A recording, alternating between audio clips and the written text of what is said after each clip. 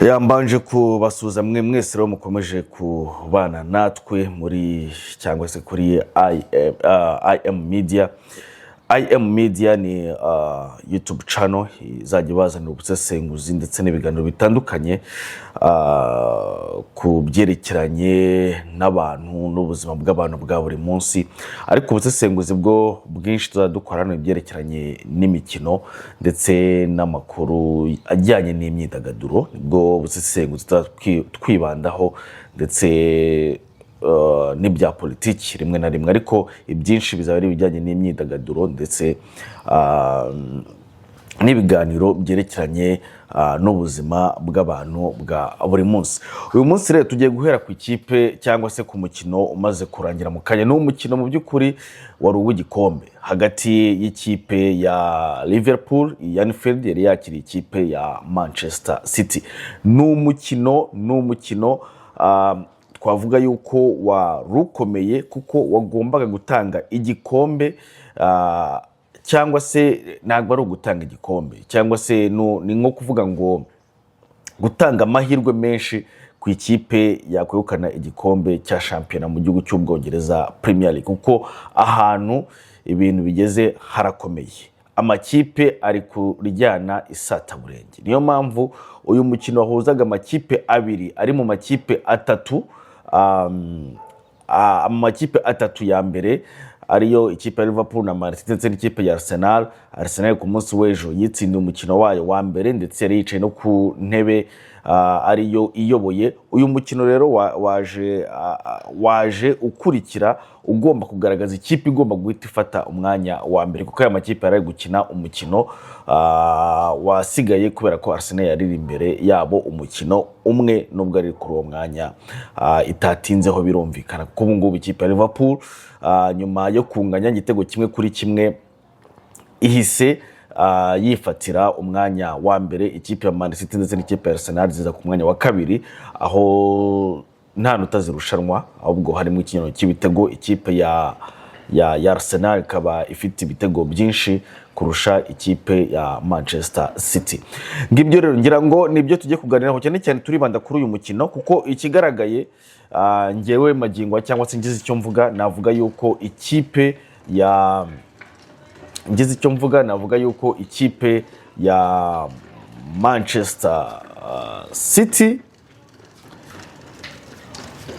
ikipe ya Arsenal, ikipe ya Liverpool ifite amahirwe ni iyihe? Ikipe ifite amahirwe yo kwegukana iki gikombe ni ikipe ya Manchester, ni ikipe ya Liverpool. Ni ikipe ya Liverpool. Ati kubera iki? Ndabishingira hehe? Ndabishingira kuri uyu mukino. Nakunze kubabwira kenshi, cyangwa se nkunze kubabwira kenshi ko umupira w'amaguru ari umuntu arawiga akawumenya. Ni isomo ushobora gufata ukaryiga ukarimenya. Ibyo ngibyo bikagira uruhare runaka mu kugira ngo ikipe ibashe kwitwara neza, kuko umupira w'amaguru ni ikintu kinini cyane. Uruhare rero navuze, cyangwa se ubwo najyaga mvuga uburyo ikipe kugira ngo yitware neza, se bamwe baba bakoze iki abandi bakoze iki, nakubwiye yuko abakinnyi bafitemo pourcentage yabo ariyo mbona haye benshi, ariyo nahaye pourcentage nyinshi nka 36-35% kugira ngo ikipe yitware neza cyangwa se itsinde umukino. Umutoza naraje muha nka 20% kugira ngo ikipe yitware neza itsinde n'umukino, kubera ko umutoza niwe ugira uruhare mu mipangire y'ikipe no guhindura tactique. Ari nabyo turi buze kureba ko kuri uyu mukino byakoze. Hari aho byakoze mu gice cya kabiri ubwo umutoza Jurgen Klopp yamaraga gusimbuza tactique. Pep Guardiola yise ayihindura, ahita atangira gukina 4-4-2 kubera yuko ntiyashakaga yuko Robertson azamuka, so kandi Karubaka nawe ntabwo ngiye kuzamuka kubera yuko uwo bita Diaz yarari kumuha akazi kenshi. Kuri ibyo rero urumva umutoza nari namuhaye na 20%. Noneho ndaza mfata umusifuzi agira uruhare nawe rukomeye umusifuzi ashobora nko kugira 10% buriya nawe umusifuzi afite mu 10% kuko ibyemeza afata rimwe na rimwe bishobora gutuma ikipe itsindwa cyangwa se ikipe igatsinda niko bimeze ntacyo wabihinduraho niko bimeze noneho ndaza ndakugendera nkubwira yuko umufana bari aba bafite nka rimwe cyangwa se kabiri kwijana ikindi kandi buriya umuntu ashobora kuvuga nahoze mbabwira ni amahirwe rero mu mukino burya amahirwe aza afite gake kwijana nka 5 ariko amahirwe ashobora kugira byinshi akora kuri uyu mukino w'ikipe ya Liverpool n'ikipe ya Manchester City ndaza kugaruka ku bintu 5 byonyine mu kanya gatoya ibintu 5 ndi bugarukeho harimo icya mbere amahirwe reka mere ku mahirwe ikipe ya ukurikije uko umutoza yapanze ikipe ubwo ndahera ku mipangire y'ikipe ikipe ya Liverpool habanjemo abakinnyi nka 5 cyangwa 4 gusa basanzwe babanza abandi bose bari abakinnyi b'abasimbura kubera iki afite imvune nyinshi ariko nanone yabanje Robertson abanza Gakpo abanza no bita Mohamed Salah hanze wenda Salah yaravuye mu mvune birumvikana ariko abo ni abakinnyi babanje hanze ariko mu by'ukuri badakwiye kubanza hanze yaba akiva mu mvune cyangwa se ko byaba bimeze kose ariko yabanjemo abakinnyi nka 5 gusa basanzwe babanzamo abandi bose bari abakinnyi b'abasimbura ibyo ngibyo byerekana ko yarari kuri tactique avuga ngo byibuze ndaza gusimbuza mu gice cya kabiri iyi City nitansinda ibitego byinshi mu gice cya mbere mu gice cya kabiri nshobora kuza gusimbuza neza nkaba nayimera nabi nabyo yaje gukora mwayibonye yuko byageze ku munota wa amaze gusimbuza mu gice cya kabiri ku munota 55 amaze gukiramo abakinnyi Mohamed Salah ndetse na Robertson bagerageje kwataka ndetse no gushaka ibitego ariko Pep Guardiola nawe kubera ko ari umutoza uz'ubwenge kuko nakubwiye ati abafite 20% by'umutoza yahise akina 4-4-2 kugira ngo azibire Robertson kuzamuka kuko nta centre nimwe Robertson yigeze azamura muri uyu mukino ibintu byose byari biri gukorwa na Diaz kandi Diaz yatangiye match yari yarushye so icyo bamushyiriyemo icyo Robertson yagiriye mu kibuga ntabwo ari cyo yakoze kuko yagiye mu kibuga kugira ngo abashe gukoresha iriya couloir ariko iriya couloir yari iriho uwo bita yari yamaze kuzana Bernardo Silva aramuzana ngo amufashe ariko Phil Foden ari hariya ndetse na Kyle Walker abantu arimo bavuze ukuntu Diaz yazonze Kyle Walker abantu bavuze ngo abanyamakuru bumvaga bavuga ko ngo Kyle Walker is walking cyangwa se ngari kwitembera bitewe n'uburyo nyine uwo bita Diaz yamuhindukizaga iburyo ibumoso amufungura nk'umuryango so icyo cyari kimwe system ya ntabwo igeze working cyangwa se ibyo Jurgen Klopp yatekerezaga ntabwo byakoze mu gice cya kabiri cyane cyane kuri remplacement ya Robertson kuko iriya couloir nyine ntabwo yabashije kuyikoresha nk'uko yabishaka kubera ko nuzese amushyiraho abakinnyi 3 ahita anahindura system noneho iramudefanda neza kuko iyo Robertson azamuka yari guhura n'ikibazo cya Foden ndetse na Bernardo Silva bari ku ruhande rwo hepfo so biba ngombwa yuko akomeza gukoresha Diaz ariko nabyo bizibira Karuwaka kuzamuka ahubwo uwo bita Bernardo Silva ndetse na Phil Foden bagerageza kwinyegambyaho gatoya ariko nabo babonaga ko Phil Foden nk'umukinnyi ufite ibitego byinshi cyangwa se ufite mu mikino ishize nk'umunani yagendaga agatsinda ibitego ubonye ibyakubise ikipe ya Manchester United yarari kuri form ariko ntacyo yabashije gukora kuri uyu mukino ntacyo yabashije gukora usibye umupira umwe nabonye bateye centre umukubita mu umunyezamu kumukubita mu gituza umupira urangije ukubita igiti kizamurazamuka ariko ubundi nabindi byinshi yakoze so kuri ibyo ngahita mbona kuvuga na Haaland obita ngirago Van Dijk yakoze akazi akwiye gukora nk'umudefenseur ukomeye yongera abyerekana kuko uwo bita Haaland na shot on target yigeze abona muri uyu mukino ndetse n'amahirwe na makeya yigeze abona muri uyu mukino Haaland yari karita itukura muri uyu mukino nabyo abantu bakwiye kwibaza nabyo abantu bakunze banakwiye no kugaragaza cyangwa se bakavugaho ni gute umukinnyi ari uyu ni goal machine. Goal machine no kuparticipa mu mukino ni ibintu bibiri bitandukanye. No kugira ngo uhabwe ibihembo ku rwego mpuzamahanga, ibihembo bishobora kwerekana nk'umukinnyi ukomeye, nuko uparticipa mu kibuga, nuko werekana ubuhanga bwawe.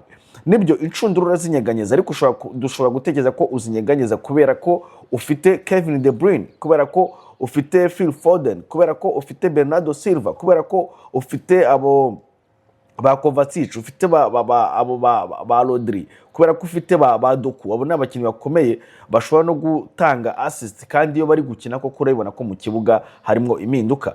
Ariko se wowe ku giti cyawe ukora iki?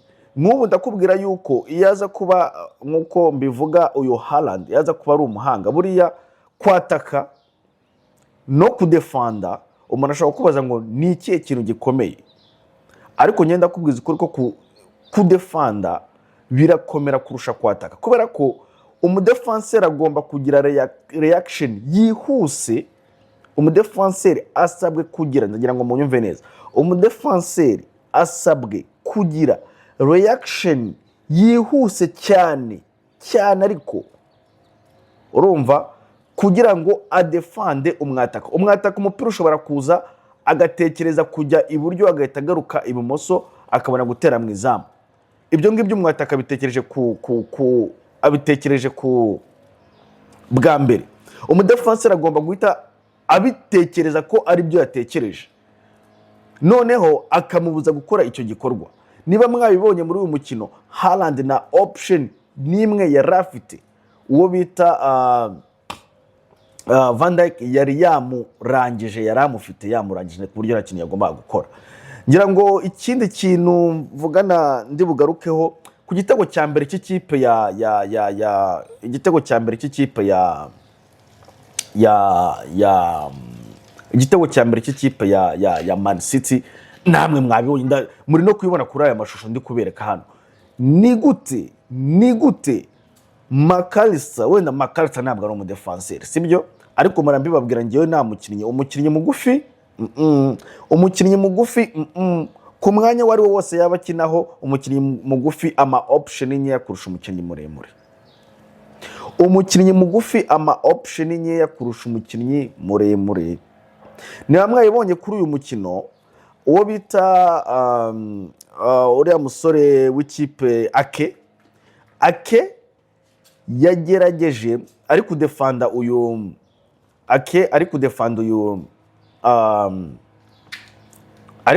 McAllister.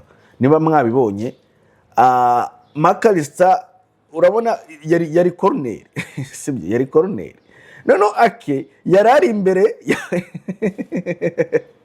yarari imbere yande ya McAllister, kandi ni corner y'ikipe ya Man City. None se umuntu adefandira inyuma cyangwa umuntu adefandira imbere?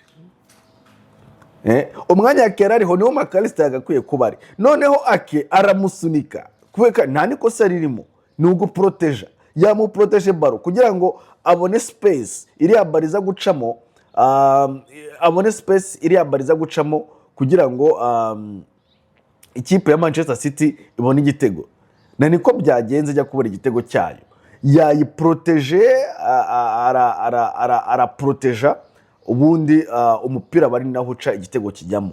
Ariya ni amakosa ya McAllister, ndetse no ariko si umudefenseur. Niyo mpamvu nabivuze yaza kuba wenda ari umudefenseur aba afite ibindi byinshi yakoze kuri uriya mukino. Okay, aho naho ntabwo ndi buhatindeho gatoya. Ubwo navuze ku byerekeye no gupanga ikipe, mvuga kuri Haaland, mvuga kuri Phil Foden, ndetse mvuze no kuri iki gitego, uburyo bw'imidefandire ya McAllister. Ariko sinamurenya kuko n'ubundi ntabwo ari umudefenseur, ahubwo nakubwiye ati ngewe n'abakinnyi bagufi nitupatana, kuko hari yaza kuba umukinnyi muremure ntabwo akiyari kubona n'uburyo amusunika, ntabwo byari kuvamo. Yari no kuza imbere akamujya mu gituza, ariko McAllister kubera ko ari mugufi ajya kureshya nake, nyine yamutije umubiri, undi nawe arawakira ajya ku ruhande, ubundi batanga space. Ari nayo yaje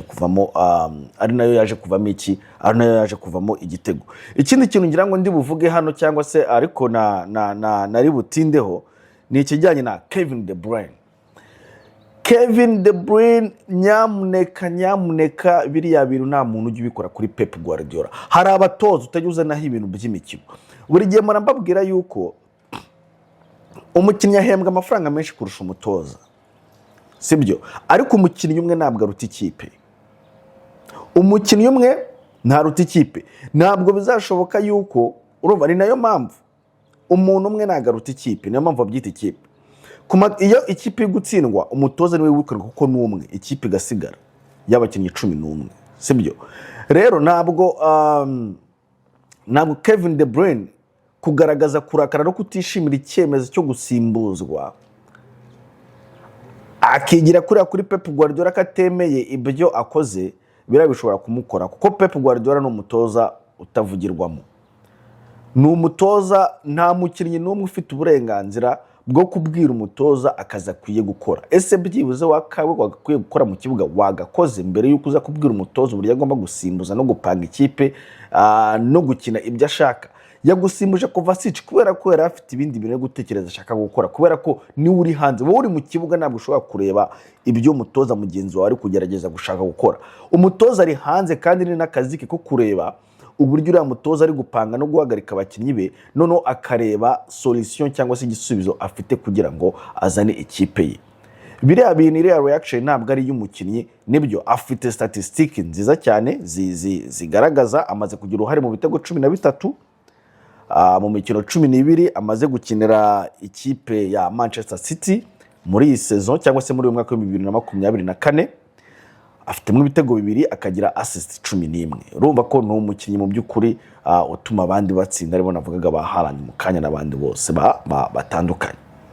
Ariko nta burenganzira na bukeya afite bwo kwanga cyangwa se gutishimira igitekerezo cyangwa se cyo kutishimira decision y'umutoza nka Pep Guardiola, kuko biriya sinzi ko biri burangirire hariya. Reka tubitega amaso tuzareba uko bizarangira. Ikindi kintu cya nyuma navugaho ni ikijyanye na Ederson. Ederson yatumye ikipe ya Manchester City, se nabyita gute, Ederson yakostinze ikipe ya Manchester City double things. Icyambere akosa ikosa ryavuyemo penalty. Cyo ni icyambere. Penalty barayiteye ntabashije kuyikuramo, igitego kigiyemo. Penalty yatewe neza na McAllister, sibyo? Igitego kigiyemo kiba kimwe. Ikosa yakoze ryanamuviriyemo imvune, aza gusimburwa na Ortega. Mu by'ukuri yishe imibare y'umutoza Pep Guardiola, ndetse nawe yaratanze ikipe kuko yakostinze, yakoze amakosa 2 icyarimwe kandi ari grave. Irya mbere bishyuye igitego, icya kabiri nandwa kuko n'umunyezamu mwiza. Wenda uriya kugira ngo banzemo no kubura umunyezamu mwiza, iyo uruje uri umusimbura nyine bari umusimbura, wa musimbura byashobora ko anytime bari kumutsinda igitego, ariko icyo gitego bamutsinda wenda bakaba badashobora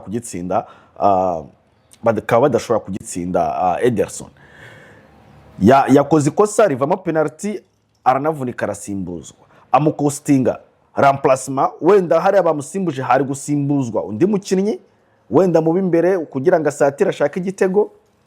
Ikindi kandi bari bamaze no kukirwa igitego. So urumva ko Ederson nk'umukinnyi nyamwuga nyeka yuko hariya yarakostinze ikipe ye cyane, ariko Imana yabafashije nyine babasha kunganya. Icyanyuma ndi busorezeho ni ikijyanye n'amahirwe. Ninde uhabwa amahirwe mu gutwara iyi Premier League? Nyuma y'umukino ku munsi w'ejo, ikipe ya Arsenal yatsinze Brentford ibitego 2-1. Maze kubona amahirwe ikipe ya Arsenal yagize muri uriya mukino, kuko nk'umukinnyi Kai Havertz wagomba gutsinda igitego mu by'ukuri yakoze assimilation, yarigwishije niyahabwa ikarita.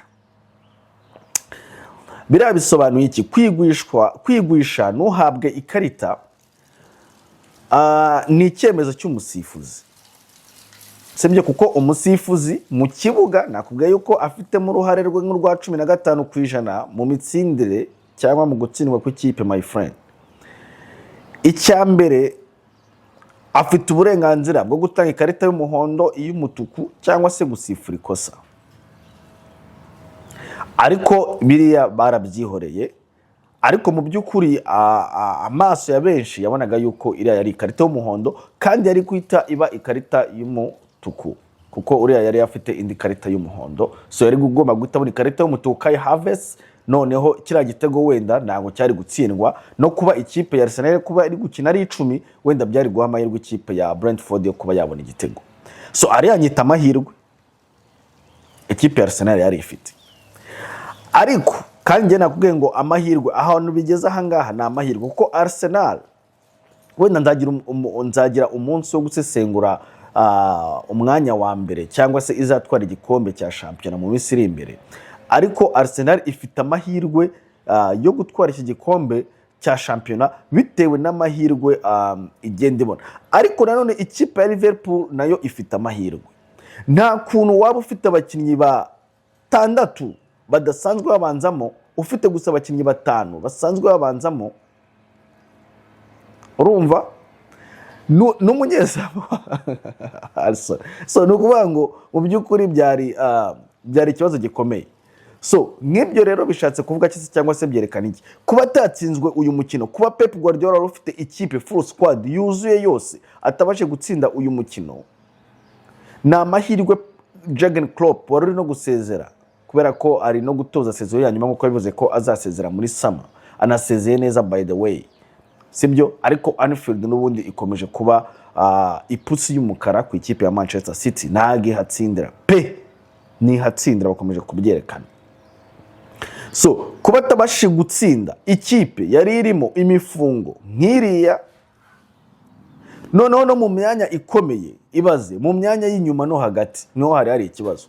Mu badefenseur babiri, Trent naho hari, Robertson naho hari, sibyo? Umunyezamu naho hari, sibyo? Umwe mu badefenseur wenda Gomez na Nuza bari na Van Dijk. Abakinnyi bo hagati, sibyo? Na bari bahari kimwe na bamwe we ubwe yishakiye kwicaza. Biriya Pep Guardiola mu by'ukuri yagombaga gukora icyo bita explose, yagomba kuyikubita ku buryo ebana yumva ibyayo. Ariko kuba ananiwe gutsinda Klopp ufite imifungo muri iyi kipe, biriya bisobanuye ko ndakubwiza ukuri ko ari amahirwe menshi. Kandi abonye ko no mu minota ya nyuma Klopp yagerageje no kubona penalty, ari yo bageze ariko iriya ya Salah ntabwo yageze amukoraho, ntabwo yageze amukoraho, natanye nake ntabwo yageze amukoraho, ntabwo yageze akora kuri Salah. Ahubwo ntekereza yuko ahantu bishobora kuba ni Doku niwe wazamuye, ariko nawe byagaragaye ko hari n'icyemezo cy'umusifuzi, ariko ukurikije umukino wari uri mu minota y'inyongera ukareba n'uburemere bw'ikosa,